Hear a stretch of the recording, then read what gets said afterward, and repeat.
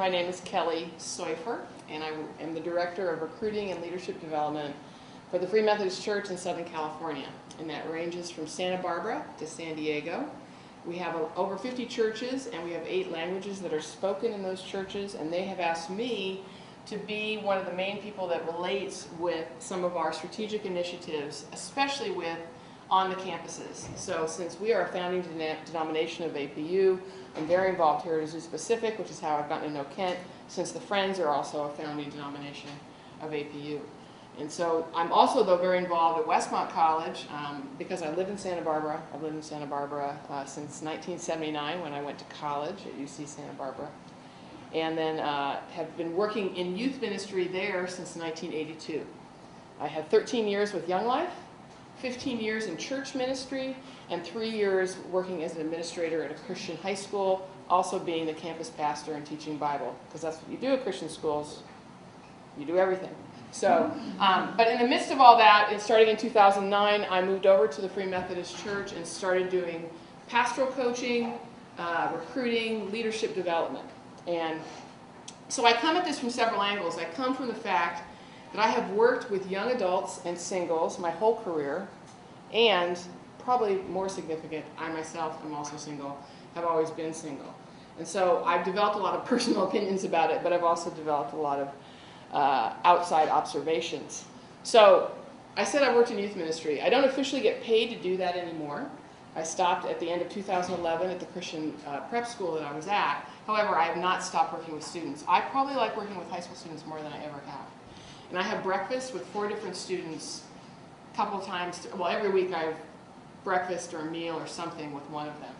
And one of them is this kid named Lucas. And I am taking this class, as I mentioned, with Clark. And the paper that we just finished just about destroyed me. He said, Kelly, my generation does not go to the library to do research. And he just looked at me like he was schooling me, you know. And he goes, I get everything off the internet. And then the funny part was I was calling one of my former students, who's a freshman here at APU, when I was down here on campus, and we had dinner. And he called me, but he didn't leave a voicemail. I'm like, why didn't you leave a voicemail? And he said, Kelly, my generation. What is this, my generation? My generation doesn't leave voicemails. You're just supposed to call me back, which you did. You know, so, and I'm like, got me. Okay, so I'm going to tell you that my generation got all the information I'm going to give you today off the internet, all right? So I don't have a PhD in this. This is purely anecdotal. This is my observation, and this is stuff that you could find.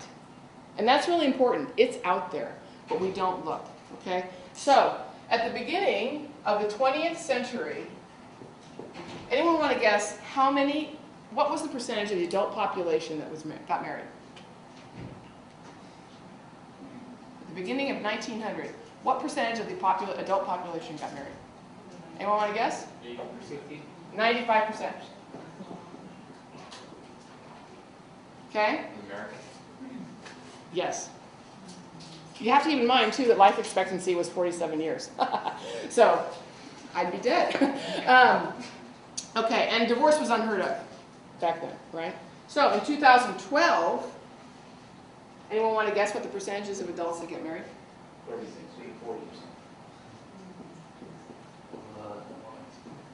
40%. 45%. 100% of all adults will be single at some point. Yeah, but it's true, right? And 100% of Christians will be single in heaven. All right? Matthew 19. We are not to be married in heaven. Who we are as single people is highly undeveloped in the church. The average age for men in the United States right now to get married is 28.7 years old. And for women, it's 26.7. So the assumption is that those are only going to go up. And a lot of people are just going to choose to not get married. What are some of the reasons that people are slowing down and getting married? Just throw them out there. Money. Money. College debt is brutal. What else? Too many choices. So many options and choices. They have so many things they want to kind of get out of the way before they settle down and be boring. I don't know what that means, but yeah. A flat job market. And I think actually the most significant reason of all, the divorce culture in America has created generations of people terrified of marriage.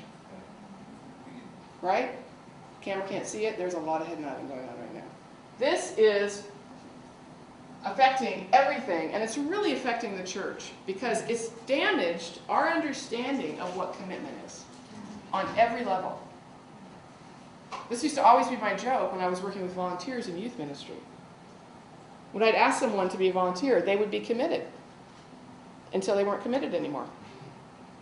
They didn't understand that a commitment actually overrides other things, and that maybe you stick with something just because you said you were going to do it.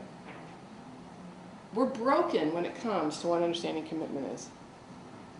Okay, as of 2011, November 2011, the National Association of Realtors reported that 64%, I'm going to make sure I have this raised here, 64% of all homeowners were married couples.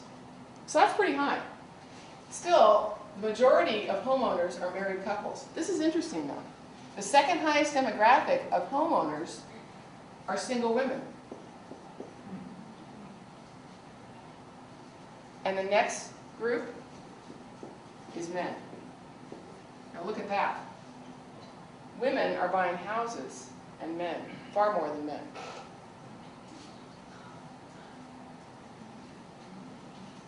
And then this is the one that was probably the most stunning to me.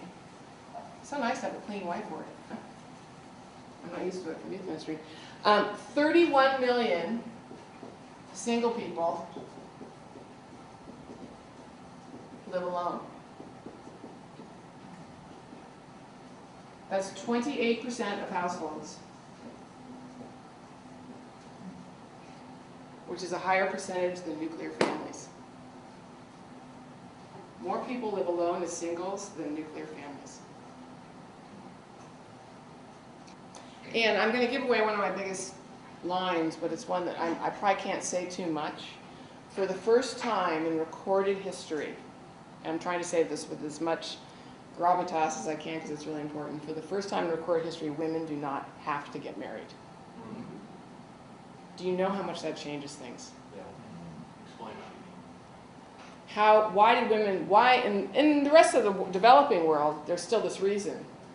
Why do women have to get married? Historically, why have women had to get married? Survival, kids, income, safety, housing.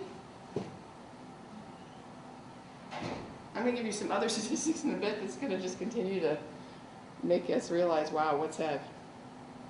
Women don't have to get married anymore. One of the big downfalls of this, I hope leave you with more questions and no answers by the end of this, because we just have to start thinking about this. But now marriage is going to be entirely based on romantic love. And that's a lot. Because that's putting a lot of pressure on a relationship. There's a lot of unspoken assumptions that we've got to figure out. So let's not lose sight. I mean, I could go on a million rabbit trails, so I want to be careful. But one of the directions I want to say is, if single adults come into our churches, do they see themselves in leadership? Think about your leadership core, whatever structure, polity you have. We have what's called a local board of administration. Presbyterian churches have session. A lot of churches have councils. Churches have deacons. Do you have single people on your leadership teams? Because that's a place to start. So you want to think about that. Again, do they see themselves in the church? Right now, mostly, they don't. Can any of you remember, hopefully yes, the last time a single person preached in your church?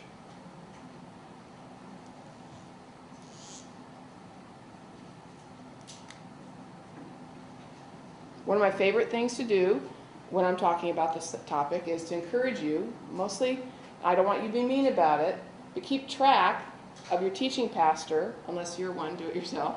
How often does that person make illustrations about their marriage or their kids? Or this one guy that I worked with, sports analogies, which is just not, you know, some of it, I mean, I happen to be a huge Laker fan, but I'm saying, I mean, you know, come on. So, marriage and kids. My teaching pastor got married at 20. I'm 52. I've never been married. But I have an experience in Christ that I think is worth talking about and relating to. But he doesn't often speak to that reality. Thoughts, feedback. What's swirling around your heads right now as I say all this?